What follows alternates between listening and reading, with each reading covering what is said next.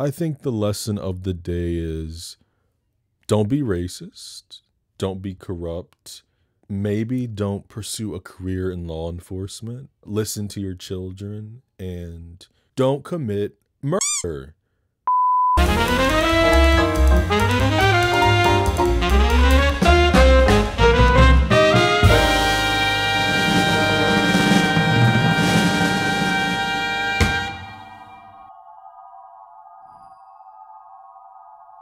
Anthologies are always a hit or miss for me. You know, sometimes you get gold, sometimes you get filler, and here we get some creepy ass mortician serving up life lessons with a side of black trauma.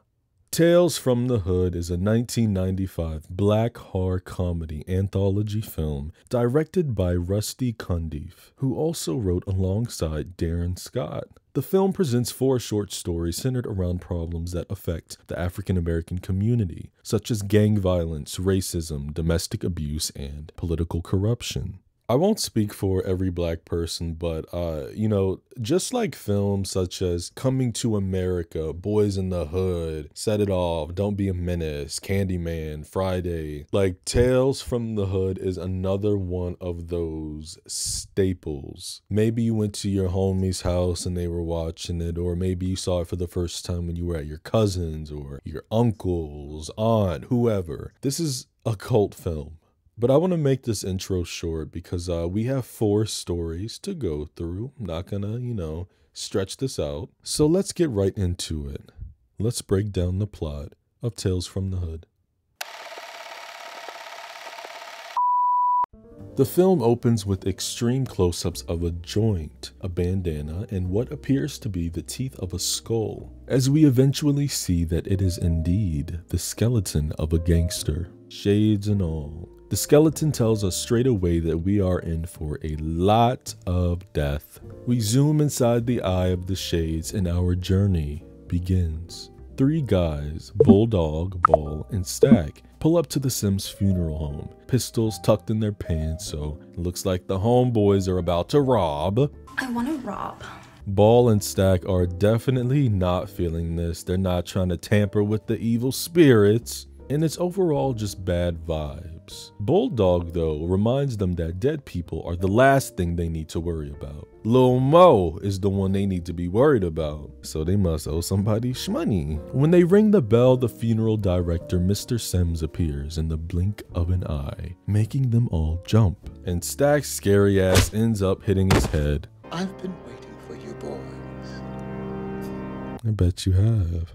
The boys are there to collect drugs that Mr. Sims found in an alley, but after opening a casket, close that.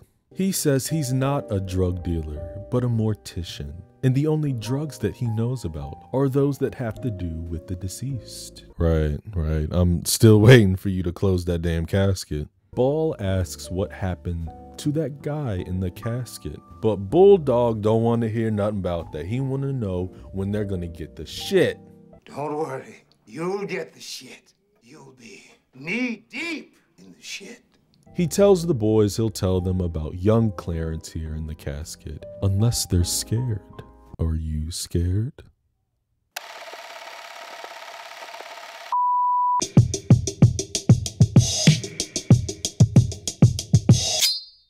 Clarence is a young rookie cop who seems to be doing one of his first few night shifts. He's on duty with 3 other cops, and 2 of those have pulled over a black man. They're taunting him, hitting him repetitively. One of them busts the back of his tail lights after he says that they had no reason to pull him over. Now they do, I guess. And when Clarence tells them to calm down, they're like, hey, stay out of this. This is nothing. We got it. But the reason they really pulled him over is because he put a few cops in jail. They slam the guy's head into the car window, to which this man retaliates and punches the pig back. And here we go. They each take turns beating him. When Clarence runs the man's license plate, what comes up is the name Martin Ezekiel Morehouse. And Clarence remembers this man is a political figure who's on a mission to stop every single crooked cop in the city. So he rushes out the car, telling the other pigs to stop,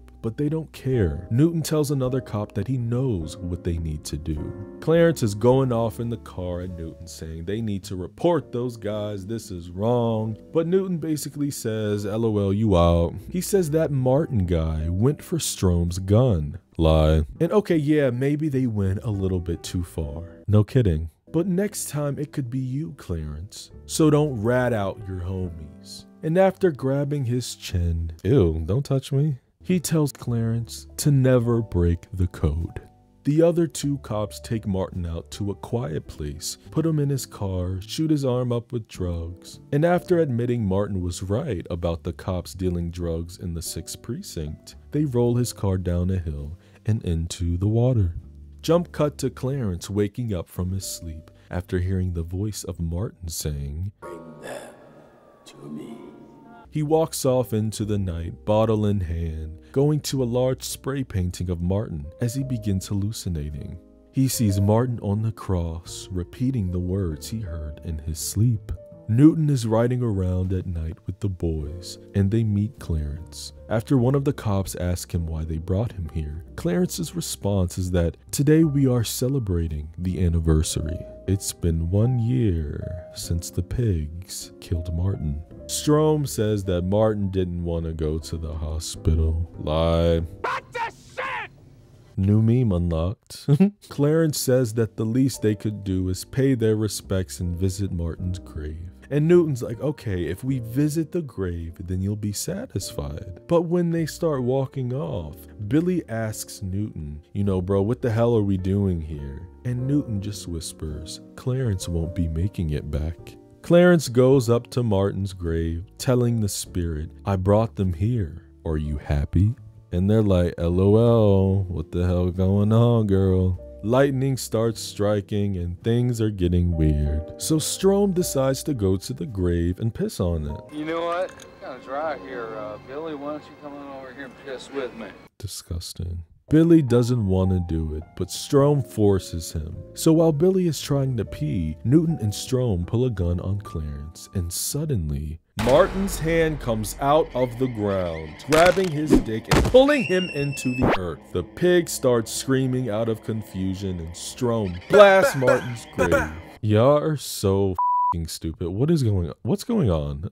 A blast comes from the ground, smoke fills the air, and when it clears, we see Billy inside of Martin's grave. And after we pan up, Martin is standing right over him with Billy's beating heart in his hand. Newton tries shooting him once again. I swear, all y'all know how to do is shoot. Anything that...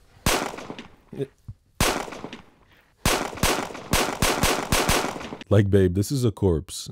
So the scary ass cops go booking down to their car, and as it should, it doesn't start. Martin pops up beside the window with the jump scare. And wait. It was this moment when I realized who Officer Newton was.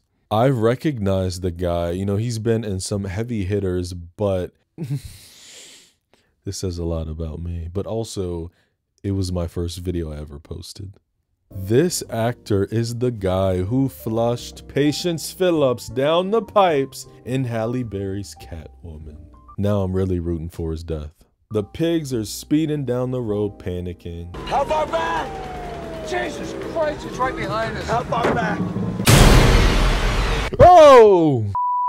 They swerve the car, throwing him off, and Strome tries to call for backup. But Newton is like, bro, what the hell are you gonna tell them? That the guy we killed came back from the dead? Next thing you know, Martin is right in front of the car and they end up crashing. Martin's hands yank Strome from the roof, ripping off his head. So Newton blasts the car, making it explode. And it appears that Martin is finally gone, right? Newton turns around, seeing the same wall with the art of Martin, and he is just having a full meltdown as he stumbles into an alley filled with homeless people and junkies. And Martin pops up behind him again, grabbing him by the throat. Newton pulls at his shirt, ripping it down and exposing his ribcage, which is hollow but has a green potion bottle as his heart. And just like magic, Martin uses telekinetic powers to raise all the needles in the alley up and dart them into Newton's body. His hands rise up and he's hung on the cross. And the final finisher is him shooting a needle right down his throat, which makes him melt and form into a spray painting on the wall. Welcome to my world. Clarence shows up asking Martin if he's satisfied. But he's not. He asks Clarence where was he when he needed him. He grabs him by the throat, and when Clarence drops, we smash cut with him dropping on the ground in a straitjacket. After panning back, there are employees talking. One of them asks, "What happened?" To which the black gent replies, "Homicidal maniac. He killed 3 cops in one night. And get this, he used to be a cop." Ball is impressed with the story. Bulldog thinks the pigs got what they deserved. And Stack says the story can't be real. But Sims tells them that, sometimes reality is just a matter of perception. Before opening a curtain to another room with a coffin. Reality, perception, a cornucopia of clashing, divergent ideas, Sim says, lurking up to the coffin. And after he opens up the second casket, they see something even more effed up. But we're not shown yet. Sims tells them they're gonna want to hear about this one. It's a classic case of what is and isn't real in the mind of a boy named Walter.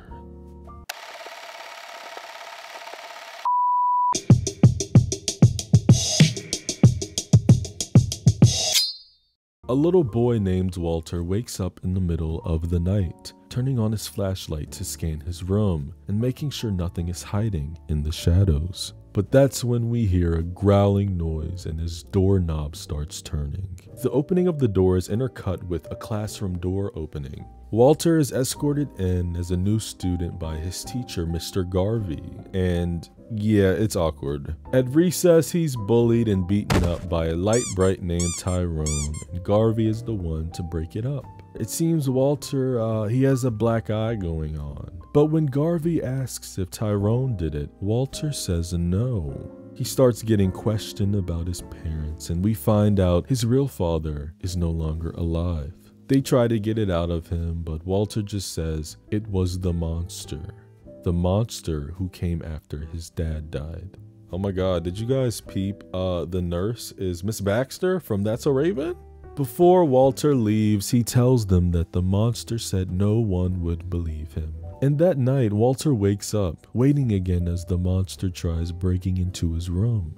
But he barricades the door. Tears are streaming down his eyes and everything, but the barricade doesn't hold long because the door opens and a massive hand comes creeping in with long fingernails, and Walter hides under his covers. The next day at school, Mr. Garvey notices a big bruise on his hand, and Walter says the monster is back. He draws images of this monster with its big red eyes and its green skin as he sits inside during recess. And Garvey enters, asking what he's drawing. Walter says a little girl named Lori, who sits behind him in class, told him to draw things that scare him and they will go away. Another one of his drawings is Tyrone, the light bright.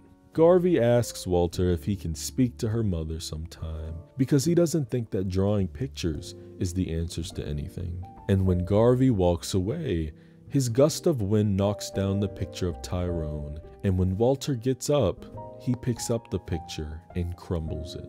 Almost immediately, we hear crying off screen as Tyrone's body is on a stretcher and put into a paramedic. We overhear from some dialogue that Tyrone was running in the building when he just fell down the steps and broke both of his arms and legs. That night, Mr. Garvey comes by. Anybody else find it weird that this teacher is coming to this boy's house at night? What teacher visits a parent's house at nighttime? That's odd. Walter's mother, Sissy, who's played by Paula J. Parker, aka Joy from Friday,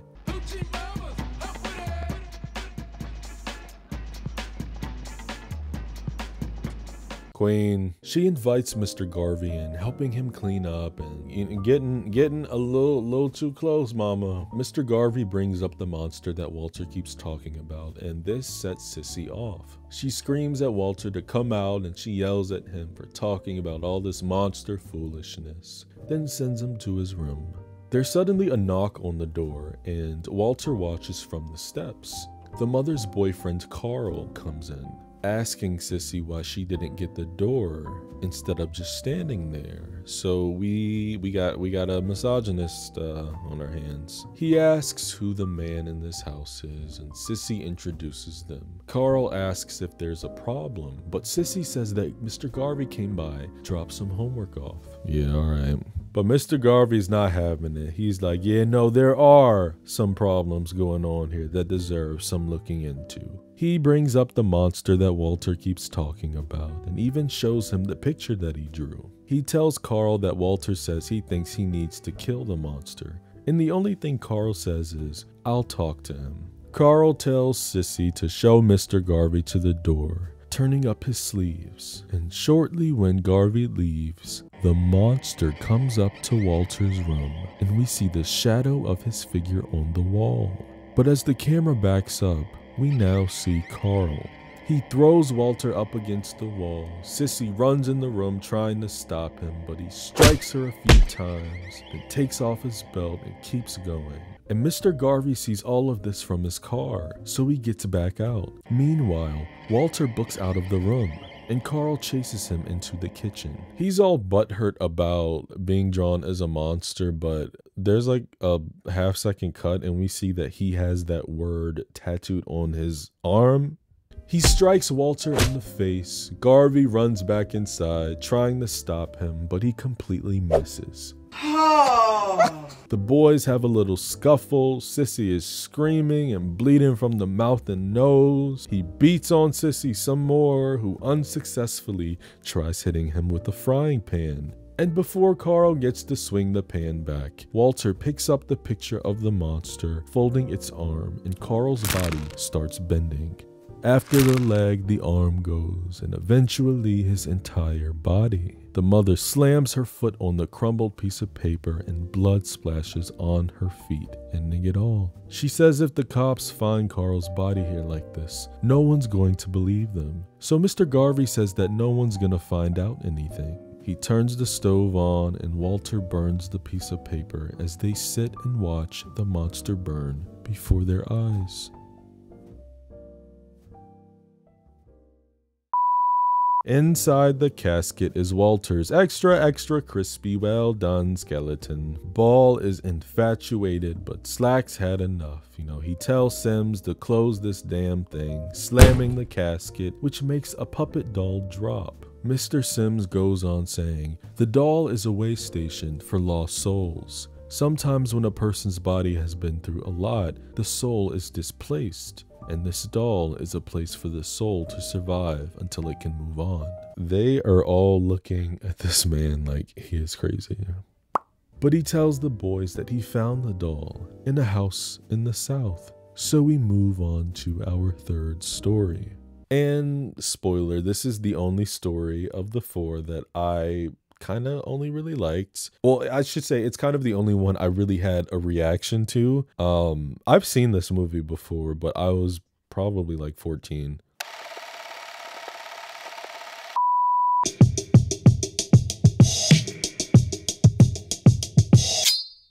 A political campaign plays on a TV screen as we see a man named Duke Metker, a blonde white man who was running for governor. When we pan back, Duke himself was watching his own campaign alongside Smiley from Do the Right Thing. Look at you, boy, you cleaned up your stutter. I'm proud of you. His character's name is Rhodey. Rhodey tells Duke that his campaign looks good enough that, he might even get black votes. To which Duke responds, well, a start would be getting those bastards off of my front lawn because it's starting to look like a minstrel show. Then says if they were as relentless about finding a job as they are hounding me, we might even put them on welfare. There's a mix of black and Jewish people outside who are protesting the candidacy of Duke, to which the reporter Lonnie lets us know that Duke was a one-time Klan member. A what? Councilman Rogers is interviewed and he tells Lonnie it's disturbing that Duke would claim residency here just for the sake of gaining votes. But what's even more a slap in the face to the black community is that he chose this house, this former plantation with a history of racism towards black people, to set up a camp. A man runs up intervening, saying that Duke is gonna pay, and it's the souls that are gonna make him pay. Then he brings up a woman named Miss Cobbs, the keeper of the souls. He says there was peace, but there is no peace in the dollhouse now. And Lonnie is like, girl, dollhouse, what the hell is you talking about? Rhodey asks Duke what is it about the house that has them so worked up, and we get a little backstory. After the Civil War, the man who owned the plantation, Nathan Wilkes, was upset that his slaves were going to walk away free. I think we can see him on the picture behind Rhodey here. And when the slaves tried to leave, the old man snapped. He went into a massacre and took out hundreds of slaves. Lynching, burnings. Bodies were hanging from one of the very trees in the front yard. They buried Wilkes in a common grave up on the hill. Fools believed that their souls never rested until Miss Cobbs, an old voodoo woman, bought the place. And that's her in the middle of this painting, surrounded around a bunch of dolls. Legend is she transferred the souls of the slaves into the little dolls. Negro dolls. And they remain in the house till this day. But when Duke bought it, he couldn't find them. I searched every inch of this house. When I first bought the place, I figured the little black bastards might be worth something, but no, I never found any. Stop playing with me before you get beat up, bitch! Not this. He tells Rhodey that the protesters feel like the place should remain empty as a remembrance to the atrocity, to let the souls rest, like an old Nazi camp. Wait a minute now. What? What the hell is wrong with him? But Duke thinks the whole thing adds a certain southern charm, if you will. And Rhodey calls him a sick fuck. Agreed. And Duke says, perhaps I am, but you know, it's your job, Mr. $10,000 a week image maker, to change all that and mold me into a respected man of the people. Goddamn sellout. Rhodey grabs a camera, getting ready to do a little test shooting upstairs before something stops them. He looks back at the picture of Miss Cobbs and is creeped out by the picture, as she seems to just be looking right at him. When the camera pans down into the floor, we see under the wood the doll. Rhodey is filming Duke in the hallway rehearsing, and Duke says he's got a lot he can do for the people, not just for the white vote. So Rhodey throws a curveball at him. He's like, okay, so are you telling us, Duke, that your former affiliation with the KKK is not something that the voters should concern themselves with? We all have a past now, don't we?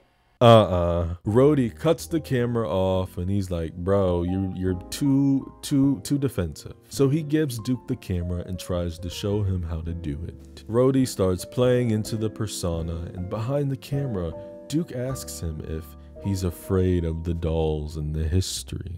But Rhodey says the only spooks that he's afraid of are the ones with guns. He's not concerned with no damn ghost stories. He's concerned with American values. And bloop! Next thing you know, he trips over something and falls down the steps. Blood smears on the wall and the light bright is down. LOL, no media training for him. Reporters start flooding Duke's face post-funeral, asking him, why are you still in the residency? Wouldn't you just want to leave Wilkes Manor? And Duke tells them that it's unfair to judge him or any other person by the mistakes of their ancestors. Then a reporter asks him if he is spooked. Well, the only spooks I'm afraid of are you spooky reporters. What is your real... Okay, media training. The same older man comes up to tell him that the souls are going to be coming after him soon, unless he leaves. Then he starts yelling, reparations, as the car drives off. Duke notices the main doll made its way inside of the limo, Of course, the driver is black, so Duke yells at him and, asking him, who did you let in this damn limo? But the driver's like, I ain't let nobody in here, Negro, calm down. So he tosses it out the window. That night, he's watching the tape of him recording Rhodey when he fell down the steps, and he pauses on the doll that's lying on the floor. Duke looks up at the painting in his office, and the doll that was sitting in Miss Cobb's hand is now gone. We get a POV of the doll running back to the building, heavy breathing, and while Duke is on the phone, trying to get in contact with Bruce and Janet, his team, he hears a knock at the door, but no one's there. He puts the chain on the lock, and after turning around, he notices the doll sitting on the steps. Where the fuck did your little black ass come from? Oh. Best line in the movie. Duke is all, you think I'm gonna let you and some voodoo bitch scare me out of my own house? I don't care how many slaves died here. I didn't kill them. You'll get no reparations. No reparations. He is just screaming as he throws a vase at the doll, but he misses. This Joker starts searching the corners looking for the doll, then start hollering voodoo bitch at the painting before picking up the American flag and attacking her with it, to which her nose starts bleeding. The main doll is hanging from the chandelier and he swings its body on Duke, biting his neck. But Duke rips it off and he starts beating it with a pole. This is so stupid. Now I'm gonna blow off your little balls. He ties the munchkin to a dartboard before blowing it with the shotgun. And when he goes back inside, 4 more dolls are removed from the painting. We can hear footsteps creeping all around the room as he's losing his mind. I'm not afraid of you. I'll kill one of you. I'll kill you all, you little nigglings. And then the main doll comes back alive. It puts its head back on and dusts itself off as Duke struggles to put the bullets back in his shotgun.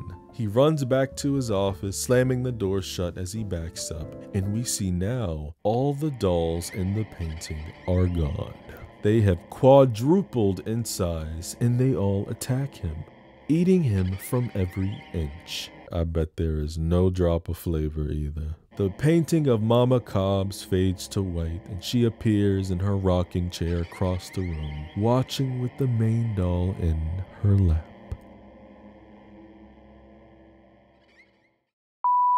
Stax is tired of the stories. He tells Sims to get on with it and get the money. Bulldog says he doesn't have all night to listen to ghost stories. But Sims tells them these are not ghost stories. Everything I tell you is real. Well, let's see how real this shit is that you got, Bulldog says. And after Ball peeks into another room, we see a homie laying in a casket who looks like one of their friends. When Sims asks the boys if they knew him, Ball says yes, but Stax and Bulldog are like, no, we do not know this guy, right? Right?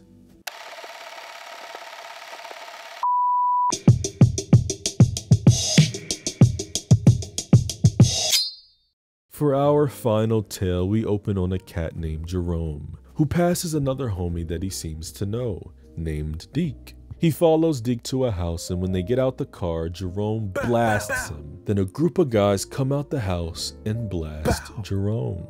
In the blink of an eye, there are 6 cop cars that teleport behind them, and the pigs blast the boys.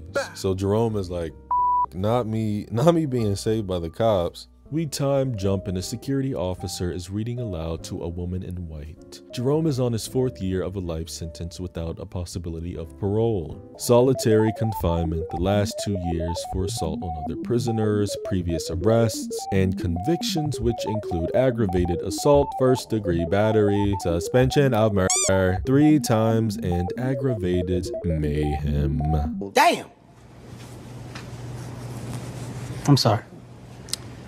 Woo! The woman tells Jerome that if he consents to behavioral modification, then he will be out in no time. And before she walks away, she tells the guard that he will prepare him for the transfer.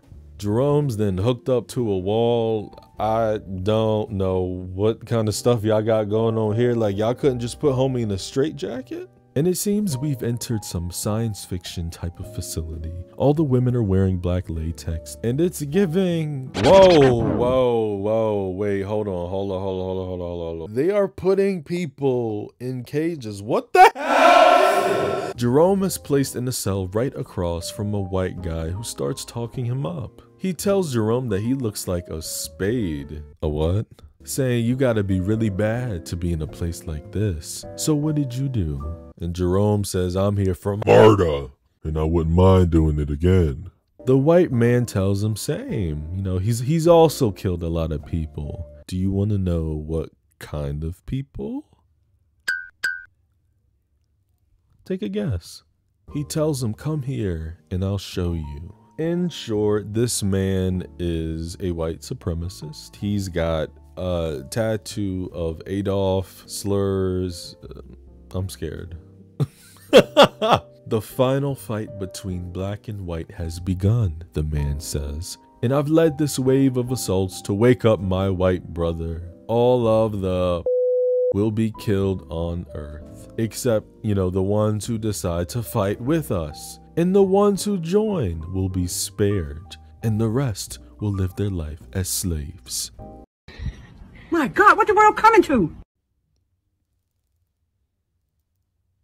Jerome knocks him in the face, as he should. Hey, those guys you killed, what color were they? They were I know it. You're cool with me. I like you.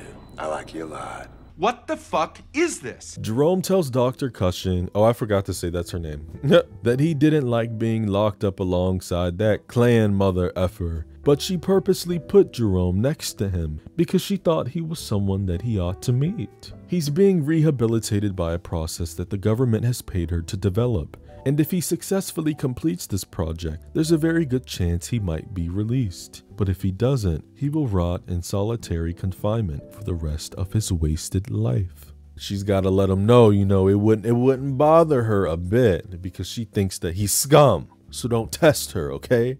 Jerome is literally in shackles and being treated like a slave, wearing this damn stripper thong. I'm so uncomfortable. But hey, he's packing, you know, good for him. They put him on this machine where they start shaving his head and hook all kinds of wires and belts on him. What in the Clockwork Orange? No, this isn't even Clockwork. This is like worse. A tube is inserted inside his nose. They put these gloves on him. A ball is put in his mouth that's feeding him this green liquid. And after turning on a machine that raises his body up, they begin the optical sequences. We are flashed very, very gruesome and upsetting photos of the KKK that intertwine with visuals of the lives that he's taken. And I'm gonna keep it real. We don't need to see this. We don't need to see this because YouTube is not gonna get me. Okay?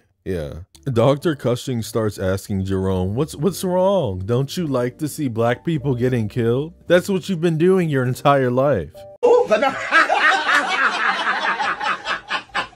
Get him, girl. So his next test is a sensory deprivation chamber. He will see nothing and he will hear nothing, and his mind will have nothing to feed upon but itself. He's strapped and placed into this box in the ground, where lights start flickering and Jerome starts hallucinating all the brothers' lives that he's taken. They start asking him one by one why he did what he did, why he was wrong, etc. And we even see a little girl who says she didn't do anything. She was in her room playing and a bullet came through the wall, hitting her. Oh yeah, F this guy. Jerome says that a bullet doesn't have a name on it, and she was at the wrong place at the wrong time. What? That's what you have to say. Wow. Then the guy starts screaming and Miss Cushing appears, telling him that he's responsible for the dreams that he's turned into nightmares, all the lives that he's taken. Take responsibility. She's giving him a shot at redemption, but Jerome is not getting it. His belts unbuckle and he grabs the nearest girl, threatening to do more murder. And Miss Cushing tells him that it's not too late to be saved. But it is. And this Joker is repeatedly yelling out, "I don't give a." And we cut back to the night where the three guys shot him, and he's on the ground with blood out of his mouth, still hollering out the same phrase, "I don't give a." So the three guys over his body blast him. The end. Bulldog pulls a gun out on Mr. Sims, and the film reveals who the three guys were. It's literally not a surprise at all. It's so obvious. It's the three of them. They tell Sims to get the shit, which has been a running joke the entire movie, and Sims takes them to his basement, turning a bulb on with just levitating his finger over it. When he reaches the bottom, there's nothing but a bunch of books, and one is opened up on a page titled Death Departed. This old man crazy. Woo! What the fuck is wrong with him? He lights up every bulb till he gets to an end room with 3 white coffins, telling the boys that their drugs are in the coffins. Where else would he hide it? So they each go to a casket and open it to their bodies inside.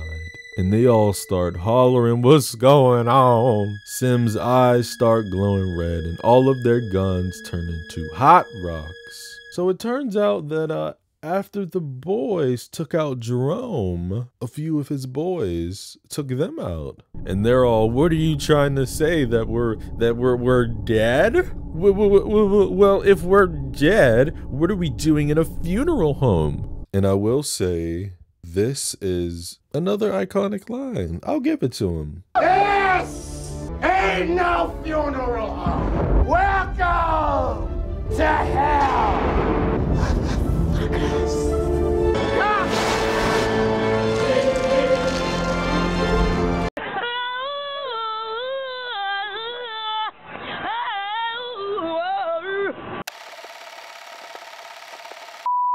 Bad people getting bad consequences. What did I say at the beginning? Oh, right. Don't be racist. Don't be corrupt. Don't be a police officer. Listen to your children and don't commit murder. Learn something from this.